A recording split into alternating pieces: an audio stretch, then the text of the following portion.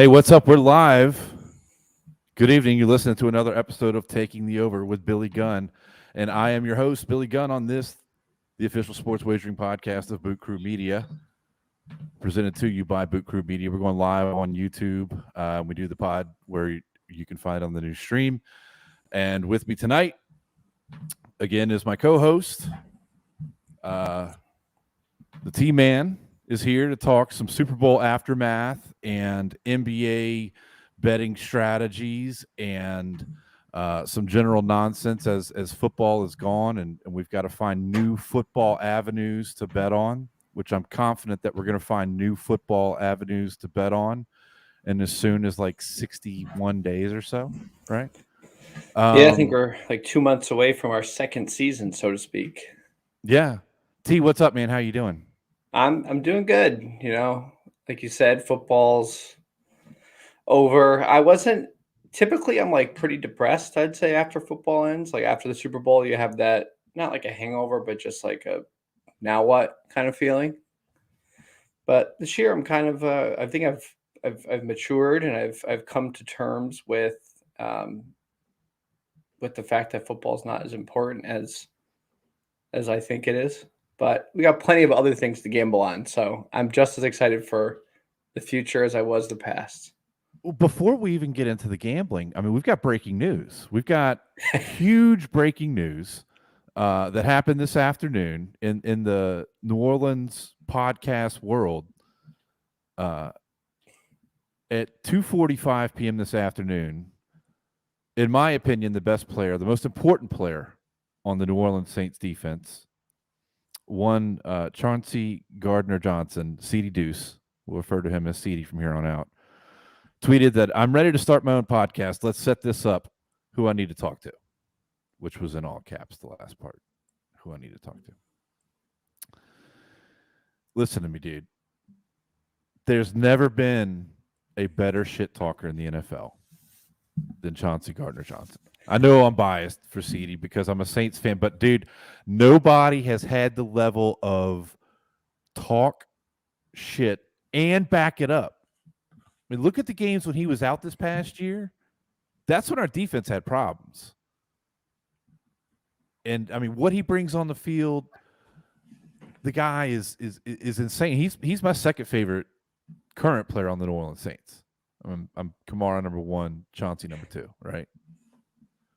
But they never let us hear what he's saying to all these. I mean, dude, the way he gets inside, he takes people's souls, dude. He just takes other men's souls on that field with his shit talking. Like a level that nobody's ever seen before. And you know it's the truth because they won't let us hear what he's saying. So when Chauncey Gardner-Johnson comes out, when Ceedy comes out and says, I want to start a podcast, dude, I want to listen to that podcast, please. And I'm not, I mean, like, look, home team, Chauncey, Ceedy, come to Boot Crew Media, take a ride over to Magazine Street, record, blah, blah, blah, blah. It's easy. Easy. But either way, if it's not with us, I mean, dude, I'll listen every single time. There's not, I don't think there's a more compelling current day athlete that I'd like to hear what he has to say. That again, the league, the Shield, they wouldn't dare, Mike. I'd pay-per-view. You could pay-per-view that shit to mic up Ceedy Deuce, dude. And I'd do it every week. Every week. What's your thoughts, T? Well, you threw a lot at me, and I agree with it all wholeheartedly. I'll say he's by far the most entertaining player on the Saints, if not in the entire NFL. We get to see him every week. Everyone else, not necessarily, but just from the variety of things he's involved in, he's an emotional factor. He's a momentum shifter. He is just plain awesome. I love how he plays the game with the intensity. And I love that he gets in players' heads. He's the type of player, it's really cliche, but he's the type of player that if he was on another team, you'd hate him, but you love him on your own team. Whatever. He's on our team, so I love him. He absolutely needs an outlet, whether it be a podcast or what, but I need to hear what's in his mind almost 24/7. Like I want a CD Deuce real world where I'm like following him around and seeing what he's doing on a regular basis because he's that entertaining of a character. So I know we did the full court press on Twitter almost immediately trying to recruit him, and I'm sure we can strategize some more tonight on how we're going to get CD Deuce to boot Crew Media. But the NFL is losing millions of dollars, maybe an exaggeration, but they are losing revenue by not having him mic'd up every single week. That would be a pay-per-view worthy show. Screw Hard Knocks, the Colts and Carson Wentz. We need just CD Deuce Hard Knocks. Yeah, dude. I'll listen no matter what. I mean, he would be the most compelling guy out there. And like I agree so wholeheartedly with what you said about if he leaves. Oh my God. I don't want him to leave the Saints. If he were to ever leave the Saints and then we were to play whatever team that Ceedy were to land on, like somebody on the Saints would probably retire after the game. Yeah, he's I just hope it's not one of those situations. We've seen it in the past. We've seen it plenty of times, even recently, where he goes to like an NFC South team in like 3 or 4 years. Because I feel like that always happens with the guys you love. I can think of like Roman Harper went to the Panthers. Joe Horn even played for the Falcons towards the end of his career, like that kind of thing. He was like he's so ingrained in the team's culture and the team's defense, and it seems like the city as well now. It's almost unfathomable to imagine him on a different team, especially potentially interdivision. Yeah, That's a nightmare scenario. No, definitely don't want to see him where we'd have to face him twice a year. Hope he retires a Saint. I'm not a big jersey guy. I'm trying to get a CD jersey. They're sold out, dude. You can't get one. I already taped over Mark Ingram 22 with Deuce, so I've saved a little bit of money, and now I also have my CD Deuce jersey. I didn't do it, but I'm thinking about it. I have quite the collection of jerseys, as you know. So, all right, man. Like getting back to gambling. We're in the off season. This is it's a tough time. You know, like when football is gone. Like football for me is my primary sport, and I have the most success with it. I mean, Sundays are like super enjoyable because of NFL football. And so like one of the things I want to do this week on the pod is my pick of the week is going to be something you can do on Sunday and just really get into, really enjoy it. I like to get in deep in the LSU Ag Center during the old watching and the gambling on Sundays. You know what I mean? Like one of my favorite gambling experiences is getting a little bit too stoned on Sunday afternoons and watching the NFL. Now, when the NFL is gone, those options get narrowed, right? A little birdie tells me that the USFL is going to be on the scene here soon. And you were sharing with me your ambition for us to really get wholeheartedly headstrong into the USFL. And I like the idea, and it's something I can really get behind because that last football league that they had, not the XFL, the AAF, the Allegiance of American Football or something or another. It was AAFL, I believe. AAFL. Dude, that was an absolute joy to gamble on. And I had a lot of success. That was like a developmental league. It wasn't really built for entertainment, where I think the USFL is going to closer align to the XFL type of product. But you're going to have the XFL at the same. I mean, the XFL's coming too. They're all developmental leagues. I mean, it's all just the next tier, right? Mm-hmm. But I mean, New Orleans even has a franchise, the Breakers. You know, we've got former Southern Miss coach coming on board. This is going to be fun. Like, I'm glad that it's going to be here. I hope it's something that we have, access to. I mean, but I plan on betting on it. You know what I mean? Because in the absence of the NFL, I mean, what are your options? You know, like I gravitate towards a few things when football's not around to bet on. I gravitate towards UFC, which I usually bet on UFC anyway, right? But I have a little more restraint when there's football around because my success with UFC comes to just like sticking to my principles and not like getting involved in a bet if I don't think it's going to hit. Like I really like to be real super smart about my. For some reason, dude, when a UFC bet misses, it just feels like a fucking attack on your person. I'll get into the big fights with UFC, but I've never been able to get into it consistently. One, because there's a literal paywall behind most of the big events and pay-per-view, or ESPN Plus is getting involved a bit now, but I've never really gotten into UFC. Maybe when I was younger a little bit.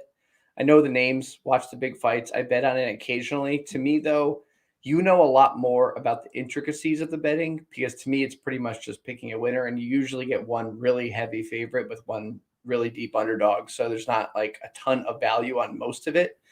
I know you are able to get into a little deeper with win by decision or knockout or technical knockout and get into specific rounds as well. I just do not know nearly enough about it to get that into the weeds with the UFC gambling. One of the things that's cool and is new to me as a result of the legal apps being in Louisiana, because you couldn't. The only way I could do this before was like certain books on the Gulf Coast of Mississippi would allow UFC parlays. I really like UFC parlays, and so like an example, this is by the way, we're not touts on this show, right? The last thing that we ever want to be is touts. We don't like to say that we're smart or really good at picks, or you should buy picks from us. We do like to point out when we win. One of my smartest bets of this past week leading into the Super Bowl was I did take like a three-way parlay of this lady named Roxanne Modafari was on the undercard fighting against Casey O'Neill, and Roxanne's like, it was her last fight, dude. She's like a librarian nerd that just fights, and her record is like 25-20. I mean, she's actually had some big upsets, but she had recently in like the last couple of years, but she had said this is going to be my last fight, and she was taking on this undefeated newcomer, and the undefeated newcomer was like I think it was like a minus 300 favorite coming in, but it was like there's no way that felt. I know minus 300 in your mind is never going to seem fair, but like in fights when it's like, yeah, this is happening. But and then I paired that with Israel Adesanya, the style bender, who's just an iconic generational fighter, at his weight class, at his preferred weight class, wreck and shop. And so I just paired those two together with the Super Bowl is going to be decided by 3 points bet. I cleared the UFC bets on the night before, and it set up either team is going to win the Super Bowl by 3 points. A lot to unpack there. I'll break it down into pieces. UFC, I watched that event with Modafari, and I had nothing really. It was like one of those like gaps in between games where I had really no action. I wanted to do something on UFC because it was on TV. At least the undercard was. So I looked at a few of the lines, and I took Andre Arlovsky versus Jared Vanderaa, which was the final fight of the undercard. Uh-huh. And I took Arlovsky to win by decision. I watched 3/4 of that fight rooting for the wrong guy because I didn't realize who was wearing what shorts because they were pretty similar colors. Arlovsky's at least like 47 years old, I think. Apparently he's the old vet. I learned this then. But I was rooting against him even though I bet at him because I didn't know what color shorts he was until I realized that they have it on the score bug. So I'm going like, this sucks. Well, I've never bet on UFC again until like pure bliss in a matter of like 30 seconds once I realized what his short color was. Dude, you sound like me watching rugby.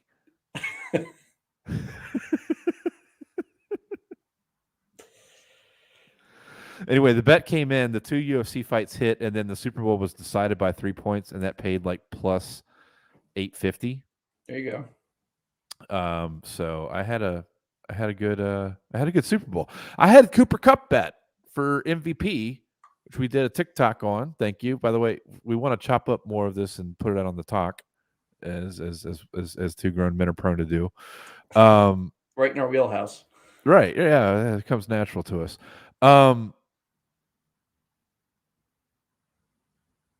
Plus 350, Cooper Cup MVP.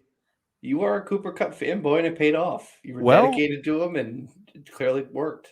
And 4 or 4.5 felt very generous to lay with the Bengals, right? And I mean, even though they lost in this horrible, heartbreaking fashion, and all the new Bengal fans in the Bayou who, whoo, boy, some of them are eating each other right now. They're already arguing about who's more of a Bengal fan than the other in the aftermath. I've been a Bengal fan for a whole 12 days and 14 That's hours. right. And I'm already arguing with my cousins about it. It's like, I mean, I had a very successful Super Bowl. I mean, like from the NFC and AFC championship weekend on to the Super Bowl. So those 2 weekends in Louisiana, I know like New York State was similar with their launch of the apps.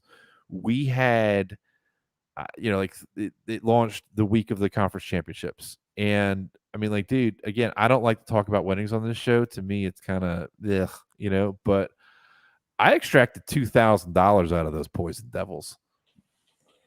Yeah, you played it right. I got nothing negative to say about how you handled the Super Bowl. You pretty much hit everything. It played out almost exactly as you foresaw. Right. I will say the storyline, the game script, what have you, it all worked out. So I got nothing negative to say. I went 4-0 with my major bets, I'll say, with my primaries, with my missionaries, as you like to call them, with the Bengals +4, the under, which we argued about and split on. Not going to tout, but I hit the under. I'm not taking an under on the Super Bowl. I'm not. Sorry. I can't do that. First half under also hit, and then a little birdie I'm friends with gave me that third quarter money line Bengals bet, and I did some research on the breakdown of it, and sure enough, Bengals won outright in the third quarter alone. So that was, again, 4-0 in the missionary bets. Props, that was a little scatterboard.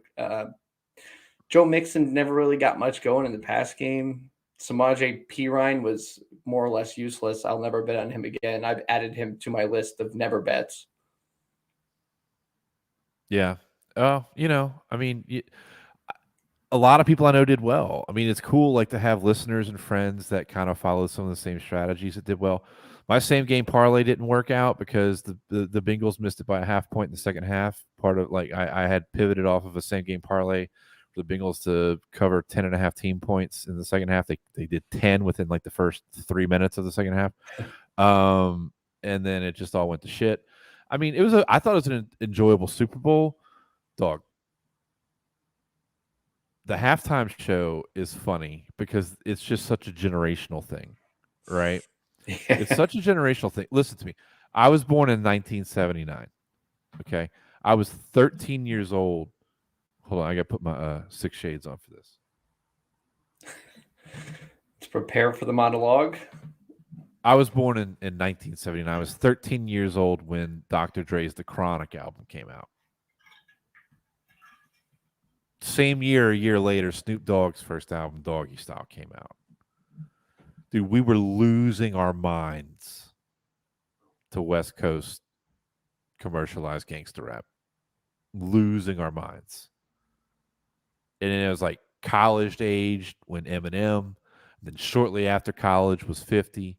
Then Kendrick Lamar coming back. And like, I mean, it was just a Mary J. Blige. I mean, it was just, what's weird is like, I loved it, but I feel like I got more excited for the announcement of it than the execution of it. Like, it was great. I was like, man, I just thought like they could have had more fucking pyro or something. Like, I just wanted more production. But like, it's such a generational thing to see, like Super Bowl halftime shows, and who the market is. Like I feel it when I walk in a Hard Rock casino. You know, like if I walk in a Hard Rock casino, the music that's playing over the loudspeakers is like grunge and shit. Like it's so clearly marketed. Like I have finally graduated to the age generation demographic that they're trying to buy right now. It's like the flip of a switch. One day you do not like that music, and the next day you do. Yeah, spot on with generational. I enjoyed it. My wife and I looked at each other during it. We're like, that was pretty good. Like we really enjoyed it. We knew all the songs. It was well done, simple, but it's still showmanshipy enough for me. But then, sure enough, about 30 seconds after it ended, I got a text from my dad about how much the halftime show sucked. But your dad wanted the fucking Beach Boy. He got the Beach Boys in 1985. You know what I mean? Like My dad would love a Grateful Dead halftime show that's just an that hour would and a be half cool long. too. I don't think we're gonna get that. That'd be outstanding. And there's been good shows. I mean, there's Aerosmith. The Prince show is awesome. The U2 and the Superdome following 9/11. I mean, there's all kinds of them. And I thought it was like I didn't realize there'd never been like a rap heavy show like that. Like it just took for granted. It's like no, there'd been hip hop, R&B, but there'd never been just like straight rap. Okay, that was. I mean, for my generation, it's like crack. No matter what, we were losing our minds to this when we were children. You know what I mean? It was the coolest thing ever. It's the awesome. It raised us. Have you seen the controversy with the halftime show in terms of gambling? Gambling is it? What was it? Was did Snoop smoke on stage or not? Correct. Yeah. So they initially counted it as a loss because they didn't see him smoke a joint or whatever. But then that video came out of him right before the show, technically on the stage, but out of sight, lighting up before he took the stage. So I think there's some uproar in the offshore books and Twitter, though, whether that's a win or a loss. But I mean, like, who booked that bet? Yeah, you're like my bookies of I Argentina. heard there was an off. I mean, I when I heard that was an actual bet, I started looking for it because there's people like going, "Oh, I made this bet," and they'd go, "Where?" And then they wouldn't say anything.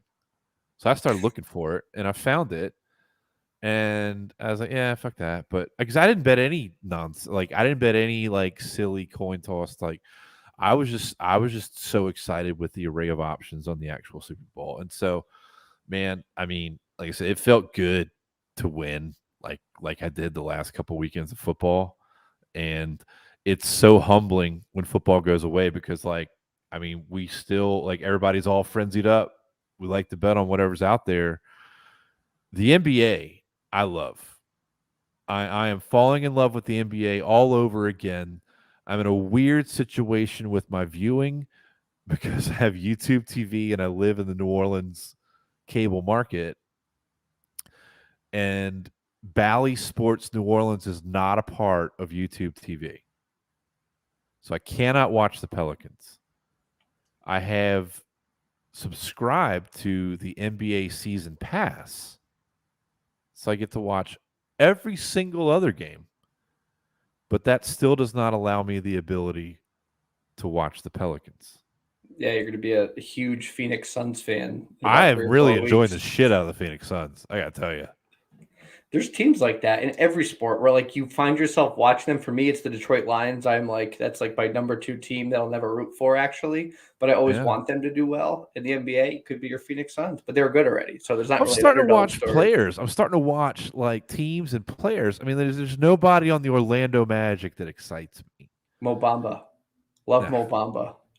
But I mean, like, uh, DeRozan in Chicago. That dude is on another level right now. Yeah, he fits that kind of lately too with the mid range that he's just like automatic. He's like the BI or the Kevin Durant like lift up with his height. He is a really smooth, pretty player to watch. I watched him take over the game last night. Yeah, if he And just gets in took it that over. zone. He just took it over. Like it's the playoff. He just took it over. Chris Paul at age 37. I'm looking for a Chris Paul Finals MVP future, and I can't find it because I want to bet that right now. And I Yeah, think it's going to open up when the playoffs get here. But I'm ready for a Chris Paul MVP of the NBA Finals wager future. the Suns are by far the most consistent team, and obviously they're 43-10 or something ridiculous, the best record in the league. But this year's been fairly strange in terms of the NBA and not even just gambling, but no one's really taken over. There's a lot of inconsistencies on a night in, night out basis, and a lot of that is due to the fact that we had up until recently pretty consistent COVID outages in terms of players missing time. You obviously have the rest and the load management, which could also be a porn term, but I it's pretty hard to pinpoint and project who's going to be good. The Suns are the only team that is going to that's been consistent, and you can look at them and say they are going to be in probably the Final Four, if not playing for the NBA championship. Yeah, it feels like the Suns are going to come out of the West. I mean, Golden State is kicking it back in gear. They still don't have Green back yet, but like, it's interesting watching Curry right now because I've been watching because usually they're one of the last options I can still watch. Late game's going to be Golden State, and I'm not one of these Golden State Johnny Come Lately fanboys, but I mean I am watching them because they are an entertaining team to watch. Steph Curry. Man, it just seems like to be on his level, like playing in an NBA game is boring to him. Yeah, it's more or less automatic. It's weird. It's so weird. Like he has to get up. I mean, he did it the other night. They lost, but he still like 7 threes. I mean, it's just crazy. Like NBA is so hard to wager on during the regular season because there's so many meaningless games. And so this is our gambling. So we have found ourselves eyeballs deep in our gambling segment here. And we're talking about the NBA and we're talking about NBA betting strategies. Man, like it's a hard sport to bet on. Now, like first round of the playoffs, second round of the playoffs, I've had a lot of success tracked for several years. When I just start gimmicking during the regular season, man, dude, it blows up right in my face. I do not have success with regular season player prop wagering in the NBA. The NBA is the biggest or most humbling sport to gamble on, where you think you have it figured out and you're very confident to pick, and then it blows up right in your face, and the team you pick to win by 3 gets blown out by 20. Happens literally night in, night out. No matter who you bet on, it's going to happen to you. But it's pretty inconsistent. And even looking, I have to throw a little bit of data into this, of course. It's my purpose on this earth. It's to annoy you with numbers and metrics and stats. So if you look at just general, like against the spread trends, generally you'd think home teams would win. No, home teams are only covering like 48% of the time. If you look at all the other splits, dogs, away dogs, favorites, it's pretty much 49 or 50% up until 52, 48% across anywhere you look. There isn't any clear cut advantage at all. It's completely a toss up almost in every way you break it down or slice it in terms of trends or historical betting. But as soon as you get into obviously the next gen stuff, the more advanced metrics, you may find some advantages. But for a very casual NBA bettor, there really isn't much to go off of in terms of like data or metrics other than I think this team is better than that team tonight. And that feeds into, I'm going to take your data and I'm going to feed it to justify one of the first pieces of advice that I give to people that are new to every night NBA wagering. The player props are going to be real seductive.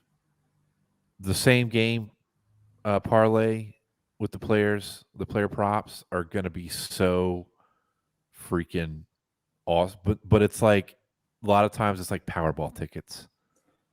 You know what I mean? Now, what you just said, if you bet spreads or totals, it's almost like a coin flip. So I mean, it's like you're taking look, and so everybody I see that gets into this and goes hard at it and fucks up, they'll go hard with these just Hail Mary parlays, which is fine if you understand it for what it is. But like when you're placing plus 400, plus 500, plus 300, plus 900, that shit is statistically it's not going to hit. Just know that. Like, you're buying a Powerball ticket. You're not even buying a scratch off. You're buying a fucking Powerball. But there's the sense of control that I'm controlling what I'm getting out of this lotto ticket. It's You're fun. right. That goes to the fun. You've customized your experience.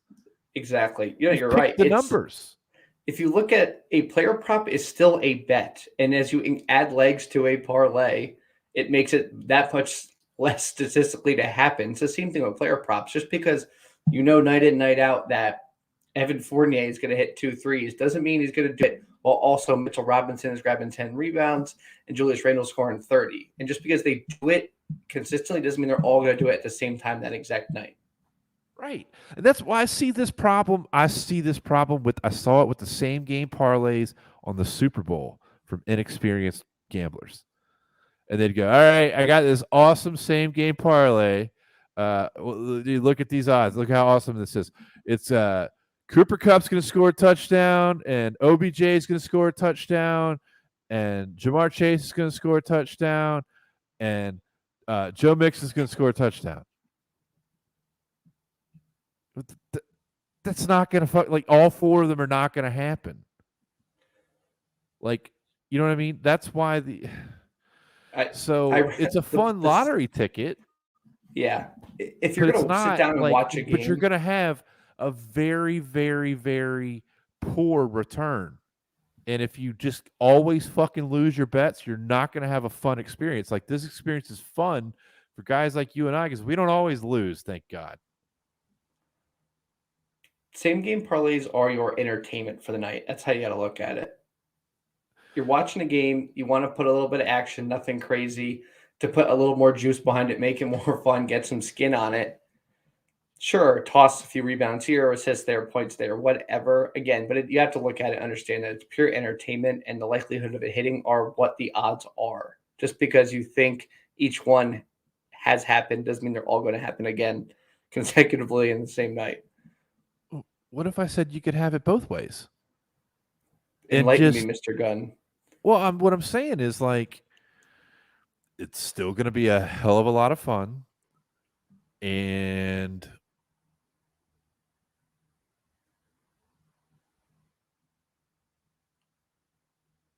Wager shamed me earlier today in a private communication. But I was like, look at this parlay I've got here, same game parlay. And you're like, yeah, that's plus 211. It's 4 ways and it's plus 211.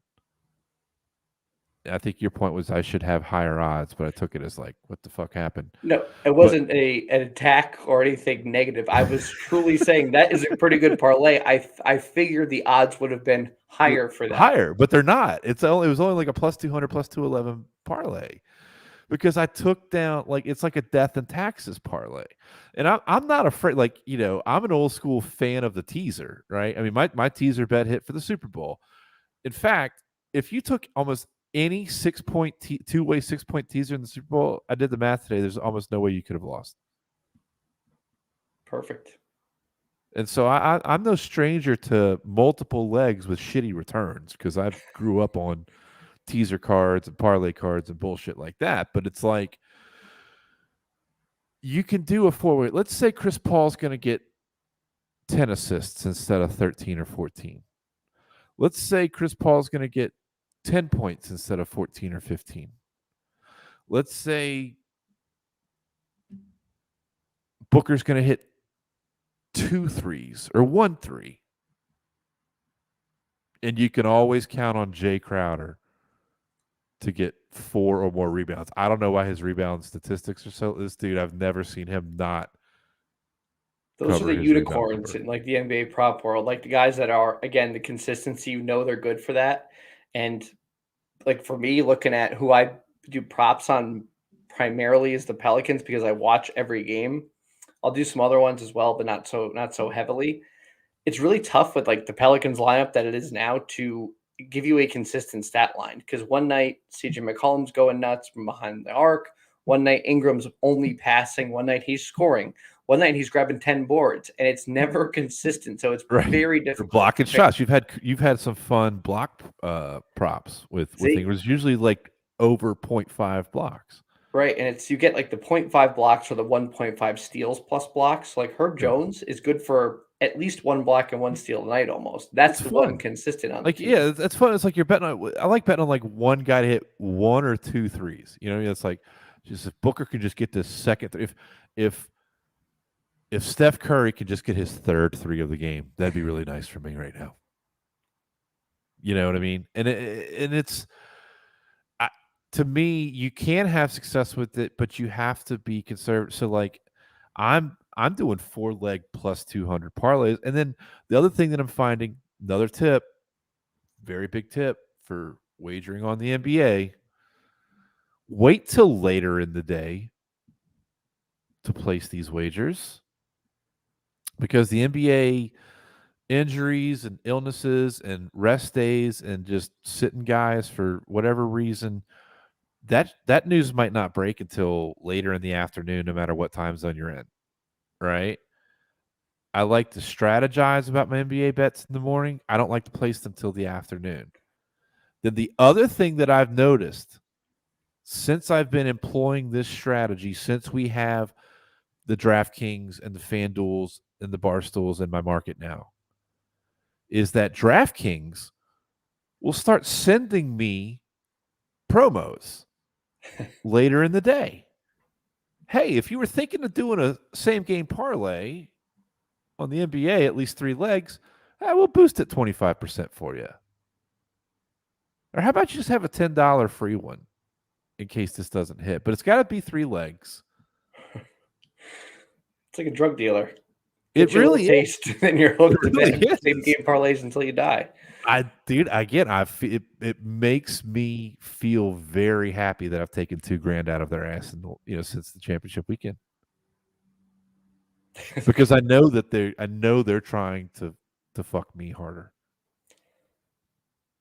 Yeah, I mean, NBA for sure. Wait, and I don't follow that advice. I do my best thinking and researching when I'm doing my morning business. Not to get graphic, but I run like a Japanese magnet train on time always every morning. That's when I do my best research and really get into the ins and outs of what's happening that night in terms of gambling. And then now that it's like like hot, fresh off the presses, in my head, I want this, this, this, and this. I don't have the discipline to wait until the end of the night, so it's burned me when late scratches, load management again, healthy rest, and then you were betting on the Nets -5, and all of a sudden, all 3 of their big name players aren't playing, and you have the Nets +12 as the closing line, and you screw yourself. So I will recommend to our listeners to heed Mr. Gunn's advice about waiting to place those NBA bets until pretty close to tip off. Yeah, you can strategize. Do your strategizing while you're in your bathroom doing your deal, and then just wait to place the shit till later in the day. Well, No morning in the reason why you bathroom, you can't. gotta go. You gotta go. I It's understand. So do everything but press the fucking button while what you're sitting happens. on the It can. I don't causes a care. buildup of pressure, and I have to get it out. I Such a I metaphor. like I like I like having this is like the anal retentiveness in me, but I like to have it lined up. Like I feel stressed if like I really want to get this Knicks bet in, but I didn't place it yet. I'm like thinking about it all day. And that's not just that facet of life, it's pretty much everything. But I just need to get it done with and know that it's done. It's like taking out the trash. Just like why wait until tomorrow? You got to do it. You're gonna feel a lot better. It's the same thing. If I don't place this bet right now, the odds might get worse. If I don't place it right now, I might die. If I don't place this bet right now, oh my God. But again, I hate to be the voice of reason when it comes to anything, but shit could only get worse most of the time is what I find. When I've made the mistake of placing my NBA bets in the morning, circumstances always seem to change in the afternoon. T-Man, what do you have any other NBA tips for us? Tips for NBA wagers? No, I mean if you're getting into gambling for the first time, specifically basketball and the NBA, NBA is significantly easier in my opinion than college basketball. College basketball is even more up in the air. So if you're going to start with something a little bit more predictable, I would say NBA is your bet. Prop bets, no more than 1 per game. I wouldn't, maybe 2, but to start off, I would keep it at 1 prop per game. You're going to save yourself a lot of agony and stress, I think, with that route. But again, same game parlays are addictive, and I place just as many as the next person. We're getting close to March Madness. That's up there with That's a filthy casual event right there, if there ever was one. yeah. Well, that gets you screwed up a bit too, because then if you do a bracket, you find yourself in a whole like matrix of gambling problems. Oh, Because you're rooting for the team you picked, but you're rooting against them to cover, and dude, then I you're used rooting to for work. I used to work a job where like our monthly bonus was we'd have to fill out a bracket, and then our monthly bonus was tied to how successful our picks were. so your paycheck was directly tied to your gambling ability Yeah, they or took your a picking vote. ability. They said we could do this month we could do the regular bonus structure, which is like normal and fair, and a room full of nerds figured it out, or we could just like you're gonna pick a bracket, and depending on what your percent, what how many you get right, that's what your bonus structure is gonna look like this month. And when you look around the room and seeing like a bunch of guys who have never seen a basketball game before, like I'm They're gonna all kill these. fucking deviants. They don't give a fuck. Yeah, they're all like, "Oh, that sounds like a great idea. I'm gonna pick all the games right because I'm smart. And I have more bonus." It was brilliant on the employer's part. Yeah, did they There put was a bracket in less. too? And did they There say was if we less win, then no bonus one that gets a month. bonus? There's less bonus. I've actually considering adopting that old strategy as a sales manager. I'm just gonna start. You want your commission this week? You better give me. You Give me must pick a 3-leg Champions League parlay to get I your. better. I better see Liverpool and Man United on my desk by Tuesday. It's a trip, man. Like I said, to me, it's gonna be NBA betting, some golf betting, and dude, there's some of these are like the holy grail to me of Sunday afternoon gambling experiences to fill that void left by the NFL. And one, and I know I might catch some shit for this, but dude, there's about 3 or 4 NASCAR races a year worth watching. Okay. One of which is the Daytona 500, which is their Super Bowl of racing. And unlike our Super Bowl, these backwards ass sons of bitches start the season off with their Super Bowl. The first race is the Super Bowl. It's the Daytona 500. Now, it's a restrictor plate, meaning like they're all going as fast as cars are legally allowed to go now without flying off the track. Is So that a they NASCAR wide thing that's new, or is that just for this race? it's there's 2 tracks that they do that at. They do that at Daytona and they do that at Talladega. Those are restrictor plate tracks, meaning it's all about drafting. It's all about like bumping. The whole pack will be together in those lines. It's the ones that have the big crashes because if 3 motherfuckers can't work together and they get like boom and it collects so it's a crazy. You do not want to place a bet on like any 1 or 2 specific drivers because like 30 laps in incident could take everybody that you have wagered on out. But it's still one of the funnest things that you can watch and wager on if you approach it like I did. And so my bet of the week for Sunday afternoon is going to be on the Daytona 500. And I found this bet on Barstool. The number of the car to win the Daytona 500 is going to be over 16 and a half, meaning any car from the number 17 up can win the Daytona 500 and you collect on the bet. On Barstool's app is so amazing in that you can actually slide that number. You can adjust that number. You can slide it down or up and mess with the odds. But that is where it would reside normally. It's minus 118. I know you're an odds snob. It's worth it. Look, dude, do your Sunday ritual. My Sunday ritual involves, 60 to 160 milligrams of THC edibles and just timing it for optimal sports gambling experience. When I die, that's where I want to go. I NASCAR? No. I'd rather go to the overpass in I-95 and throw dollar bills at the Honda Civics and their exhaust pipes going off. It's long. It's 500 laps, I think, right? Or that's in general, it's 500 laps. So that's a lot of time to commit to not just a single event, but watching cars drive in circles. I get the appeal. I think I would have fun if I went to a race, but I've been. They're fun. They're a great event to go to. You could bring your ice chest into the stands, dude. With like, you could put liquor or whatever in there, sandwiches, whatever. They didn't give a fuck. I mean, And the infields, like Talladega infield is like redneck Mardi Gras. Yeah, I feel like I would leave there pregnant somehow. You could. Maybe. I don't know. No, I don't know. I don't like the I don't know what happened to you. I don't think that's where they'd get you.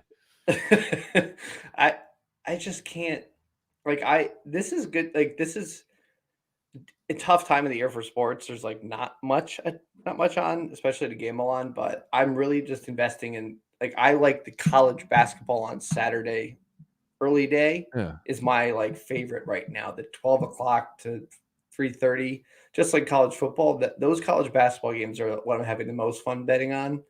And then hockey is something that I've found a fairly profitable system that just got reset because of the long break we had for the All-Star game. Generally before that, towards the end of long stretches of play, so a lot of games in a row, not right after a break, it's very profitable to bet against teams on a back-to-back with tired legs, just like in the NBA. Get to the third period and the wheels were falling off. So you can fade teams who've played on the back-to-back. And I've had success upwards of 65% this year again, up until that break we just had. Nice. Like I said, NASCAR's fun. Starts at like 2 Central, 3 Eastern. Over 16 and a half. Any car numbered over 16 and a half. It's so like, under 16 and a half. That's less cars, but apparently better drivers. I don't give a fuck. This is fun. I did the same bet when they built a racetrack inside the LA Coliseum a few weekends ago, and it hit, and I'm hooked.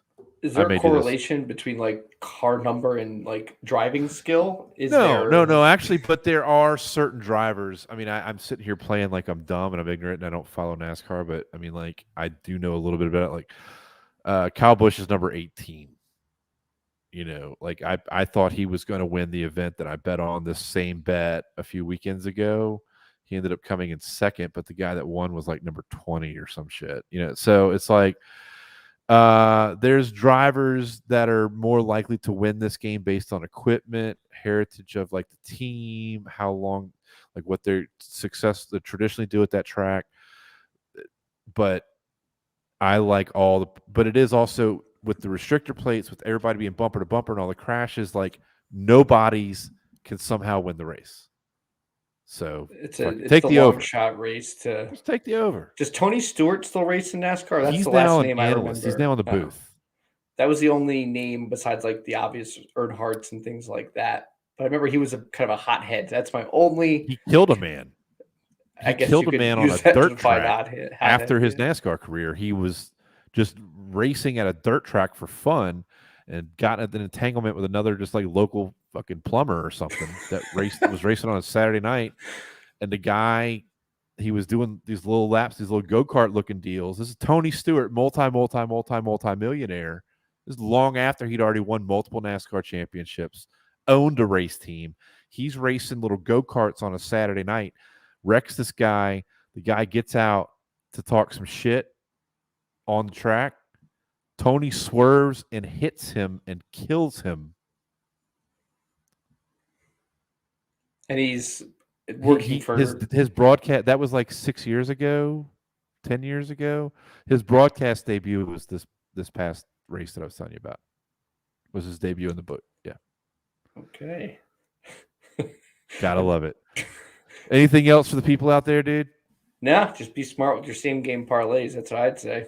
Yeah, especially for new same game parlays. Like, if you want to treat it like a lottery ticket, treat it like a lottery ticket. If you don't, you don't. Ceedy Deuce, we want you to come work with us. If you don't, that's fine. I want you to do a podcast. and I hope we get to hear it. I don't even want to tell you that I'd pay for it because I would fucking pay for it. And other than that, T-Man, thank you again. It's been another good week. We'll see you guys on the other side. Cheers. Hugs, kisses, loves, buys.